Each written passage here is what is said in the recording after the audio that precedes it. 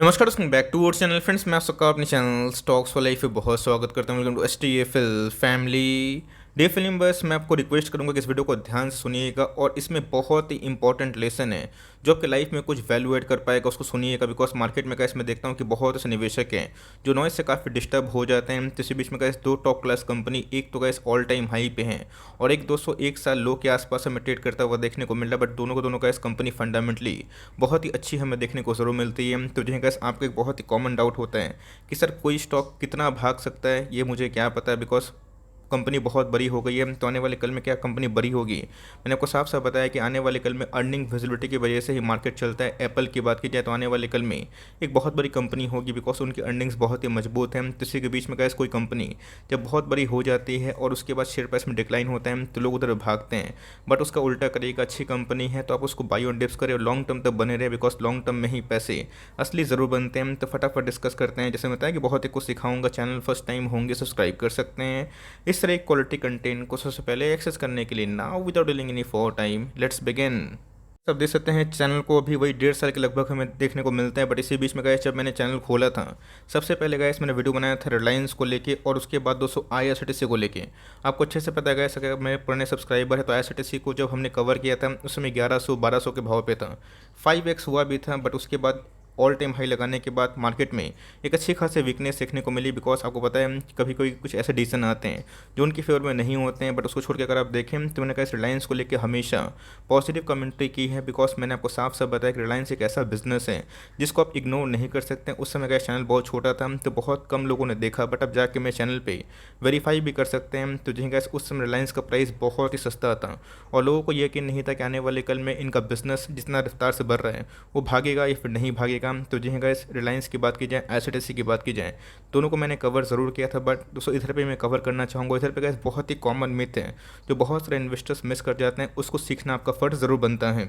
आप देख रहे हैं रिलायंस इंडस्ट्रीज़ को लेकर मैंने आपको बहुत बार कमेंट्री हाल फिलहाल में दी है। अगर आपको याद होगा तो कमेंट बॉक्स में ज़रूर बताइएगा। बीच में तो कैसे लुढ़क कर 1800 के आसपास भी आया था, if I am not wrong, 8-9 महीना आगे। और उसके बाद हमें एक तरफा तेज़ी देखने को ज़रूर मिल चुकी है। तो जिनका निफ्टी जब 10,000 का हुआ, 12,000 का हुआ, रिलायंस उस समय भी ऑल टाइम हाई लगाया, 18,000 हुआ, फिर भी ऑल टाइम हाई लगाया, 16-17,000 हुआ, फिर भी ऑल टाइम हाई के आसपास। रीज़न क्या है? बिकॉज रिलायंस के बिजनेस में आपको अच्छे से पता है कि अभी के टाइम बहुत रैली है। बिकॉज इन रिटेल के बिजनेस की बात की जाए, ऑयल बिजनेस की बात की जाए, पेट्रोलियम बिजनेस की बात की जाए, रिटेल बिजनेस की बात की जाए, उसमें एक तरफा तेजी हमें देखने को मिल रही है। और ये रीज़न है इसके रिलायंस के शेयर में अभी के टाइम आग लगी हुई ज़रूर है। सब देख सकते हैं कि बहुत सारे टॉप NBFC या फिर बैंक्स की बात की जाए, IT की बात की जाए, जनवरी के महीने से करेक्शन हमें देखने को मिल रहा है। रिलायंस में उसका कोई फ़र्क नहीं पड़ रहा है। रीज़न क्या है? बिकॉज आपको मैंने साफ साफ बताया था जो उनके Q3 के नंबर्स थे इतने आउटस्टैंडिंग थे कि मैं क्या बताऊँ। अगर आपको प्रॉफिट का फिगर याद होगा कमेंट बॉक्स में ज़रूर ड्रॉप करिएगा। तो जिन्हें कैसे इन्होंने हाईएस्ट एवर रेवेन्यू और प्रॉफिट कमाया था उसके बावजूद भी का शेयर में डिक्लाइन हुआ था। बहुत लोगों ने उधर पे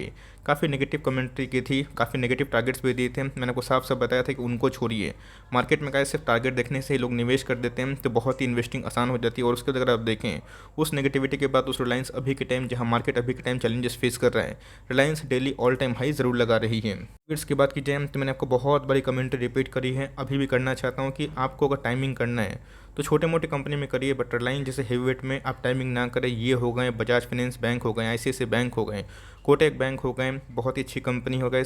इसको गलती से भी 15-20 साल पहले रिलायंस वाली समझने की गलती मत करिएगा। बिकॉज अभी के टाइम गैस मुकेश अंबानी साहब एक बहुत ही विजनरी पर्सन है। ऑफकोर्स गैस अगर वो मल्टी बिलियनर बनते हैं तो आने वाले कल में गैस आपको भी मिलियनर बनने का मौका देते हैं। रीज़न क्या है? बिकॉज इनकी इक्विटी बढ़ेंगे, आप भी अच्छे खासे पैसा कमाएंगे। और यही रीज़न है गैस कितनी ब्लू चिप बड़ी कंपनी होने के बावजूद भी 5 ईयर्स में इसने 1 लाख को 4.5 लाख के आसपास बनाया है। तो जिन्हें कैसे अगर आपके लॉन्ग टर्म इन्वेस्टर हैं, आपकी प्रायोरिटी हमेशा FD से ज़्यादा पैसे कमाने की होती है। तो जिन्हें कैसे आप इसको इग्नोर ना करें। बिकॉज कंपनी की बात की जाए फंडामेंटली बहुत ही मजबूत है और टेक्निकली कैसे अभी के टाइम में ट्रेमेंडस ब्रेकआउट देखने को ज़रूर मिली है। सर आप देखें ये जो फेस था इनके लिए काफ़ी चैलेंजिंग था। बिकॉज यहाँ पे जियो की एंट्री नहीं हुई थी। लोगों को लगा था कि रिलायंस का जो बिजनेस है ऑयल रिफाइनिंग पेट्रोकेमिकल तक ही सीमित है। बट आपने देखा कि हाल फिलहाल में रिलायंस इतना एक्विजिशन किया, आपको रीज़न भी अच्छे से पता है क्योंकि इनको रिटेल आर्म में मजबूती रखनी है। रिलायंस जियो की बात की जाए, ये बहुत मजबूती से आगे बढ़ रही है। तो आने वाले कल में गैस 5G अगर होती है, आप सोचिए कि इनके शेयर प्राइस में क्या रिफ्लेक्शन हो सकता है। और अगर आप देखें तो बहुत बार गैस समझाने के बाद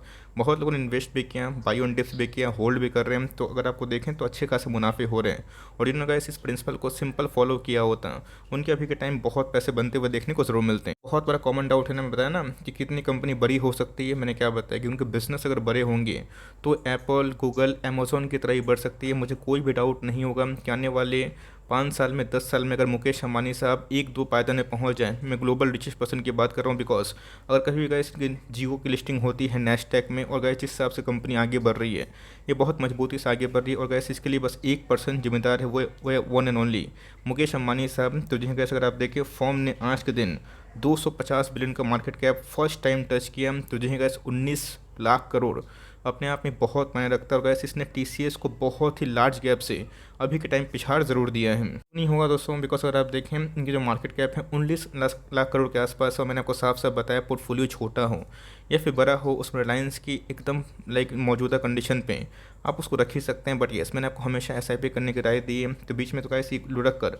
1800 के आसपास भी आया था, और गैस बहुत ही क्विक टाइम में 1000 पॉइंट के आसपास एक सॉलिड रिकवरी देखने को मिल चुकी है। इसके पीछे वजह भी है, जो कंपनी गैस एक एक साल में 4 लाख करोड़ 5 लाख करोड़ के आसपास सेल्स करती है, यहाँ पे गैस डाउन है। रीज़न आपको पता है, इनके ऑयल बिजनेस कोविड से इम्पैक्टेड थे। बट प्रॉफिट की बात की जाए तो जिन्हें गैस जो कंपनी 4-5 लाख करोड़ के आसपास सेल्स करती है और प्रॉफिट गैस एक साल में 50,000 करोड़ के आसपास करती है, तो उसको आप हल्के में ना ले सकते हैं। और इसी बीच में गैस आपको पता है कि Q4 के नंबर्स आने वाले हैं, और मार्केट पूरा एंटिसिपेट कर रहे हैं कि इस बार गैस O2C बिजनेस से इनको बहुत मुनाफा होगा। और रिलायंस रिटेल की बात की जाए, इनमें भी हमें अच्छी खासी अलॉन्ग विद जियो देखने को मिल सकती है।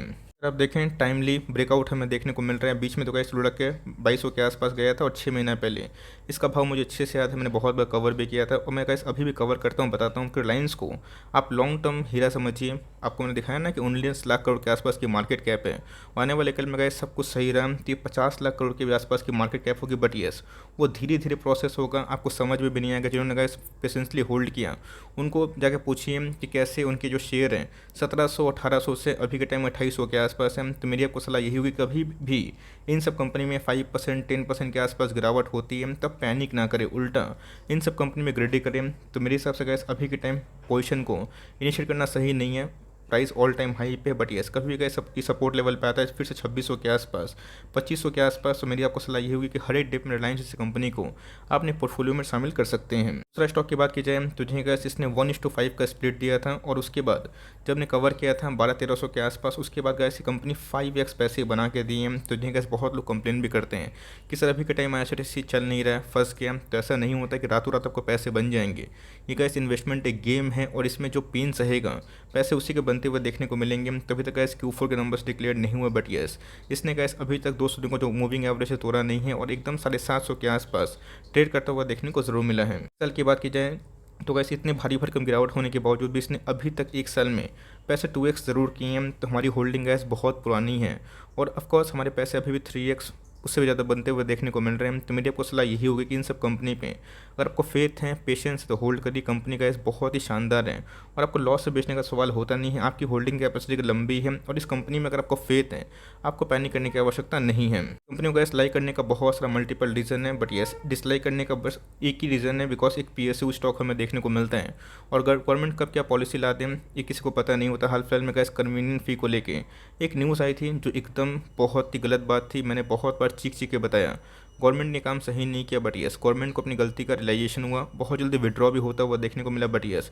इनकी टिकटिंग की बात की जाए, टूरिज्म की बात की जाए, फूड की बात की जाए, तो इकलौता गैस मोनोपोली कंपनी है। प्राइवेट ट्रेन का जितना भी कॉन्ट्रैक्ट्स हैं सब इनके पास हैं। तो लॉन्ग टर्म गैस बिजनेस में बहुत ही दम है, बट देखना बनता है कि अनलॉक के फेज़ के बाद कोविड तो अब रहा नहीं, तो आने वाले कल में गैस इनके जो बिजनेस हैं वो कैसे आने वाले कल में कर सकते हैं।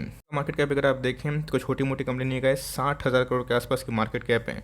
ऑल टाइम हाई से अच्छे खासे डिस्काउंट प्राइस में अवेलेबल है। स्टॉक अगर आप पी देखें जो पहले 250-300 के आसपास था, अभी के टाइम 109 के आसपास है, जो स्लाइड काफ़ी हाई है। बट इस कंपनी के अंदर पोटेंशियल है, मोनोपोली का टैग है, तो बहुत ही इंपॉर्टेंट है। बहुत ही कम ऐसे सरकारी कंपनी होती है जिनका ROC और ROU 10 के ऊपर ज़रूर होता है। मेरे को सलाह यही होगी कंपनी अगर आपको पसंद है तो CMP में फॉर लॉन्ग टर्म उठा के आप छोड़ सकते हैं। बट येस, अगर दोस्तों ये लेवल तोड़ता है बिकॉज बहुत लंबे अरसे से, इवन 6 महीना से एक रेंज बाउंड है, तो जी गाइस आने वाले कल में और भी गिरावट हो सकती है। तो मेंटली आपको थोड़ा सा प्रिपेयर्ड रहना है। बट येस, अगर आप देखें आपके पास एक कंपनी है तो होल्ड करे, कोई ख़राब कंपनी आपने नहीं होल्ड किया है, कंपनी में दम है। और एक बार Q4 के नंबर्स देख लीजिए, और अगर आपको जस्टिफाई लगते हैं तब कंटिन्यू कर सकते हैं। बट मुझे लगता है कंपनी फॉर लॉन्ग टर्म चलने वाली है, और इंडिया की इतनी बड़ी डेमोग्राफी में, इतनी बड़ी आबादी में प्लेटफॉर्म सिर्फ एक ही है, और ई टिकटिंग का आने वाले कल में गैस जो पेनिट्रेशन है मुझे काफ़ी अच्छा लगता है। जब ने इतना समय होल्ड किया तो अभी तो गैस कोविड नहीं था, तो कम से कम 2-4 क्वार्टर, 6 क्वार्टर वेट करें, देखिए कि इनकी जो अर्निंग्स हैं उसमें सुधार आ रहा है या फिर नहीं आ रहा है। तो आई होप मेरा एफर्ट आपको अच्छा लगा। अगर आपने पैसे कमाए तो कमेंट बॉक्स में ज़रूर बताइएगा। अगर वीडियो सही लगे तो एक लाइक कर दीजिएगा, और चैनल फर्स्ट टाइम होंगे तो यहाँ से सब्सक्राइब करना ना भूलिएगा। फर्दर कोई डाउट है उसको ड्रॉप कर सकते हैं, और कुछ रिव्यू चाहिए उसका भी नाम ड्रॉप करना ना भूलिएगा। I would love to make a video on your demand. Guys मिलते हैं जल्दी ही, तब तक के लिए bye. Thanks for listening friends, God bless you all.